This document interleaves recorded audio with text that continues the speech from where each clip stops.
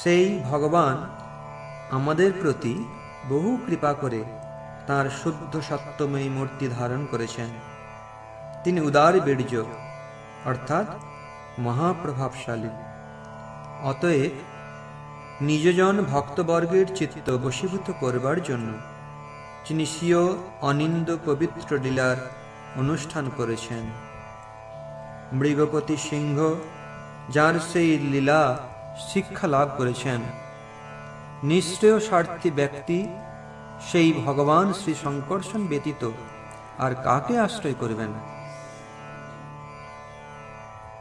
জন্নাম শ্রুতমনো কীর্তেত কস্মাৎ Arlt বা যদি পতিত প্রলম্ভনাদবা হন্তাং হসপদি নির্নাম অশেষমন্নং কংসসাদ ভগবত আশ্রয়েত মুমুক্ষুঃ।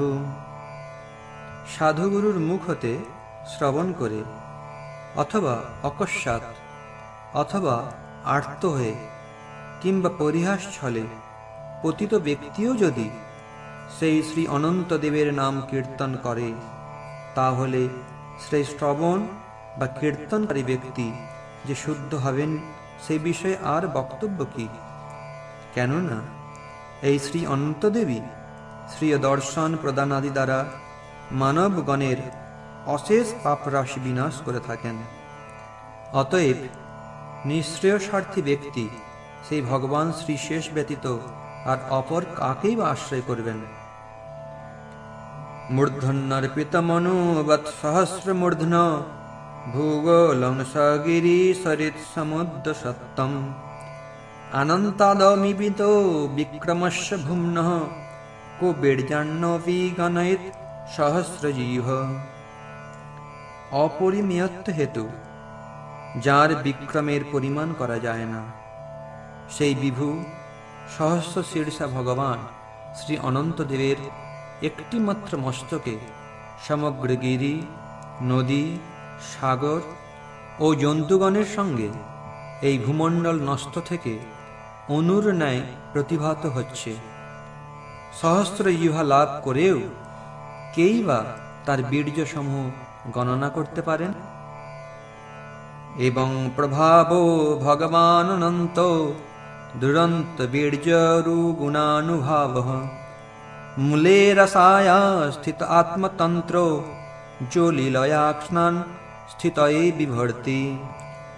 এই প্রকার বীর্য সম্পন্ন অপরিমেয় বলশালী মহাগুণ প্রভাববান সেই ভগবান অনন্তদেব নিজেই নিজের আধার হয়েও রসাতলের মূল দেশে অবস্থিত থেকে এই পৃথিবীর রক্ষণ বা পালনের জন্য অবলীলাক্রমে তাকে ধারণ করেছেন।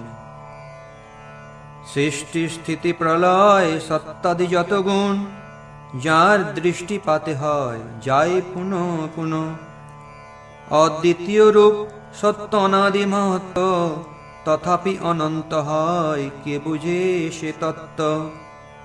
শুদ্ধ সত্যমূর্তি প্রভু ধরেন করুণায় যে বিগ্রহে সবার প্রকাশ লীলায় যাহার তরঙ্গ শিখি সিংহ মহাবলী নিজ জন মনোরঞ্জে হইয়া কুতূহলী। যে অনন্ত নামের শ্রবণ সংকীর্তনে যেতে মতে কেনে নাহি বলে যেতে জনে অশেষ জন্মের বন্ধ ছেন্ডে সেই ক্ষণে অতএব বৈষ্ণব না ছাড়েন কভূতানে। শেষ বই সংসারের গতি নাহি আর অনন্তের নামে সর্বজীবের উদ্ধার। অনন্ত পৃথিবীগিরি সমুদ্র সহিতে যে প্রভু ধরেন শিরে পালন করিতে সহস্র ফণার এক ফণে বিন্দু যেন অনন্ত বিক্রম না জানেন আছে হেন। সহস্র বদনে কৃষ্ণ যশ নিরন্তর গাইতে আছেন আদি দেব মহীধর। গায়েন অনন্ত শ্রী যশের নাহি অন্ত জয়ভঙ্গ নাহি কারো দোহে বলবন্ত।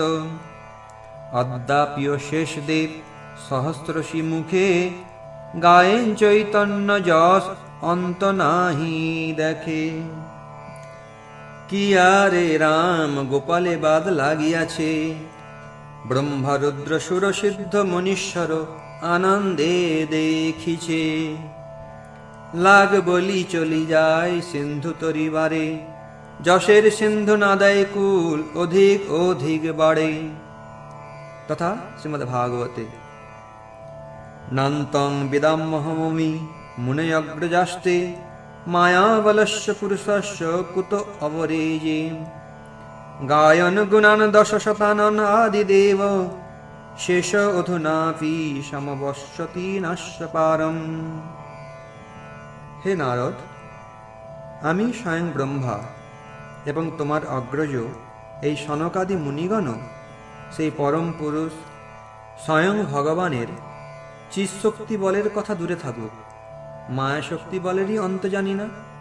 এমনকি আদিদেব সহস্রবদন শ্রী অনন্তদেব তাঁর অপ্রাকৃত গুণাবলী গান করে অদ্যাবধি সীমাপ্রাপ্ত হননি। সুতরাং প্রাকৃত জীবগণ আর কি রূপেই তা জানতে পারবে। পালন নিমিত্ত হেন প্রভু রসাতলে, আছেন মহাশক্তিধর নিজ কুতুহলে। ব্রহ্মার সভায় গিয়া নারদ আপনে, এই গুণ গায়েন তুম্বুরু বিনাশনে। ব্রহ্মাদি বিহল এই যশের শ্রবণে, ইহা গায় নারদ পূজিত সর্বস্থানে। কহিলাম এই কিছু অনন্ত প্রভাব, হেন প্রভু নিত্যানন্দে করো অনুরাগ।